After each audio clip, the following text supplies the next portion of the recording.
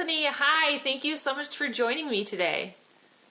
Thank you, Ashley. I appreciate you having me. I am so excited to talk to you because you found about the organization in this event through a past relay runner, John Franco. So how do you know John?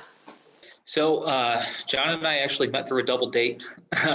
He was seeing Ooh. one of my wife's friends at the time, and yeah, we just hit it off. You know, when you go into double dates, you never really know what you're going to get yourself into. But John was a successful one for for my wife and I, and we've both kept in very close touch with John over the years. So I didn't think he would be dragging me into something like this, but yeah, we're going on. Gosh, it's about 6 years of friendship now. So Okay. yeah, so we've known each other a good while, and he's a good guy. He's crazy, and I guess his crazy is rubbing off on me, given that we're having this conversation here. But I feel like John would be an ideal person to be stuck on a double date with. Like, he is just so easy to get along with. He's so super friendly. So he shared this event on social media. And what about him in resharing that? What about John made you think like, oh, I need to look into this a little bit more and, see if it might be a good fit for me? Because you had only run 1.5 marathon. So it's not like you were in this ultra running mode. So what about him in this post made you think you had to look into it? So he got me into my first half marathon too. He had run the full marathon that year. He was training for the Boston Marathon, and I had kind of said, I'll join you for a portion of it. And I thought that half marathon was going to be the extent of my running career. I had a goal to run it in less than 2 hours. I ran it in an hour and 50 minutes, and I thought that was the end of it. I'm like, well, chalk that one up, and that's the end of my running career. But just knowing what John went through in his diagnosis of MS and how he's responded from that, I just couldn't be prouder to call him a friend. And I think he's a great role model for myself and everyone that he touches. I know that if I were to go through a diagnosis like that John wouldn't hesitate to jump in and do something crazy to hopefully help him.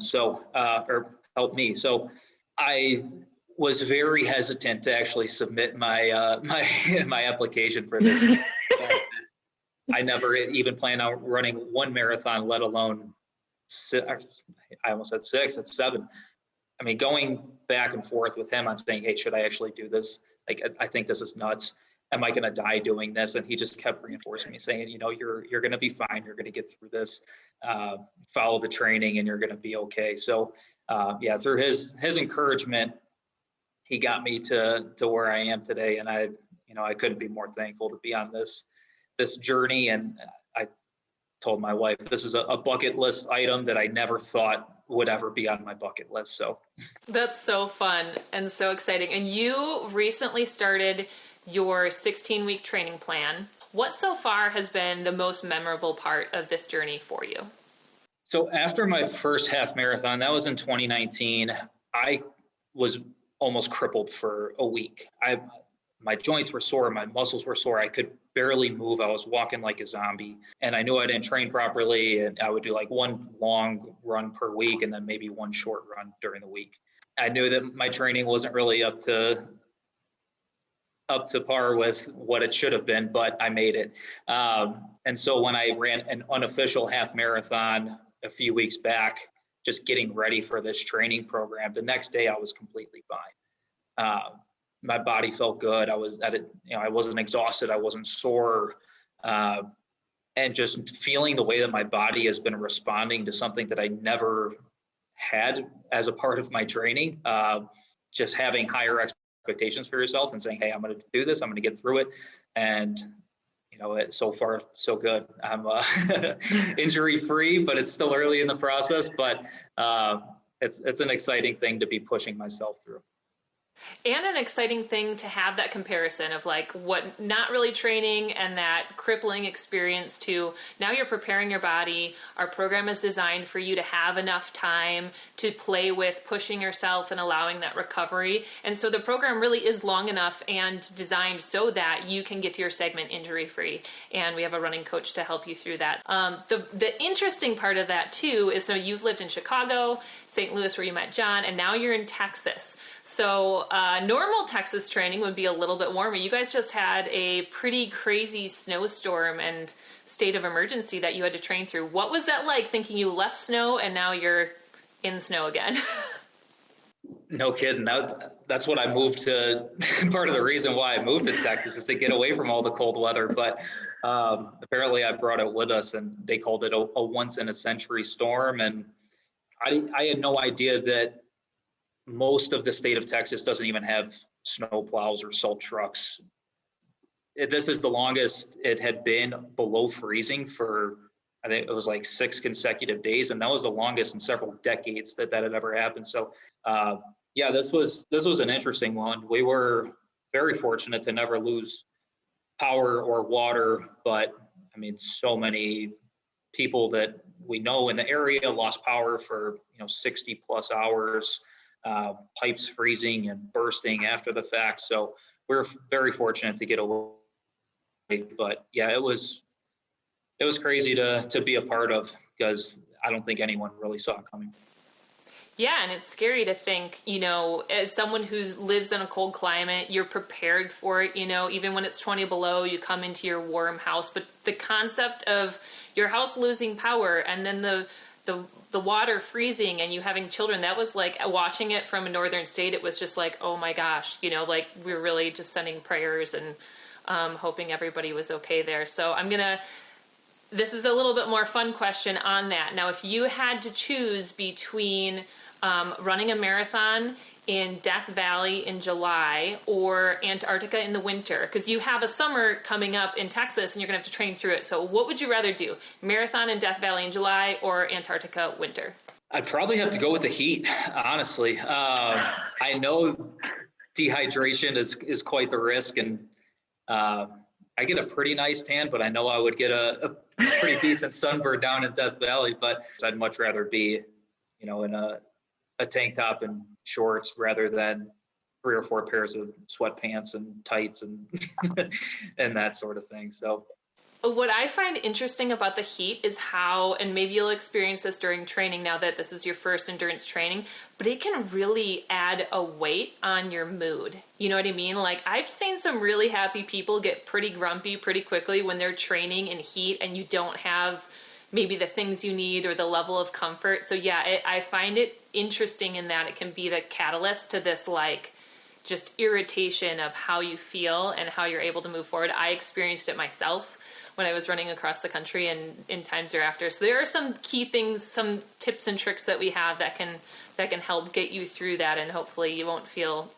grumpy in the heat while you're training in Texas. I can imagine it's going to be hot. Now, when you're done with this experience, what do you imagine right now in this moment you will be most proud of in this whole journey of training and fundraising and what we do as a team over the course of a year? Yeah, I think the fundraising aspect is what, I've played sports my entire life. So training for something and, getting out of your comfort zone in that regard is something that I've been doing for a long time. But fundraising and asking for money is something that I had never really done before, outside of the extent of, trying to raise a few $100 and, selling coupon books for the high school football team or, whatever the case, selling candy bars for Little League baseball. But getting to that $10,000 mark for fundraising and beyond that, hopefully, is something I'll definitely be proud of. And just because it is a big number, and it's a bit of an intimidating number to get to. But another thing is that the 7th and final day is actually my dad's birthday, June 28th. And he actually passed away when I was 16 years old. So this will be, almost 13 years.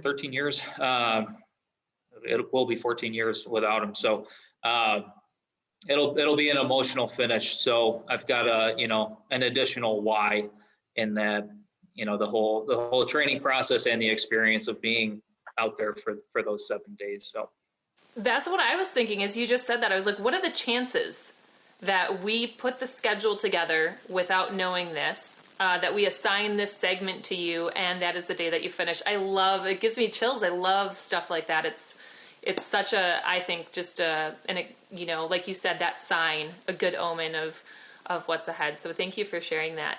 Before we wrap up, do you have a question for me? yes. So 2020 was supposed to be a big year of travel for my wife and I. We were supposed to be taking a European trip to Italy and Paris, but obviously the world had other plans. So I'll pose that question to you. What is your ultimate bucket list vacation where money is no object and you could go any place and do anything? I think that's such a good question. The one that's rooted in my heart that I've always wanted to go to, which is not like this no money. Well, I guess money could be no object there too, but Alaska. Like Alaska just seems, which is interesting because you're like Death Valley and July Marathon type person. I don't love the cold. Like I don't want to go to Alaska in the winter, but I really want to like experience the glaciers and the wildlife and the canoeing. If money's no object there, I could imagine like really cool helicopter tours and stuff like that. So Alaska's someplace I've always wanted to go that I haven't gone yet. But I'm sure there are, I'm thinking Great Barrier Reef, snorkeling and scuba diving. There's so many. I'm very much like a traveling person. I want to see the world. I've seen a good amount of it, but I'm going to say Alaska, and then maybe Fiji and Great Barrier Reef will be lingering seconds for me. That's a really good question. Yeah, thank you so much for joining us. I'm excited to see you run with us this summer, and good luck on your training. I'm Ashley Schneider, Executive Director of MS Run US. Thank you so much for watching our videos, and make sure to subscribe so you can get our latest uploads.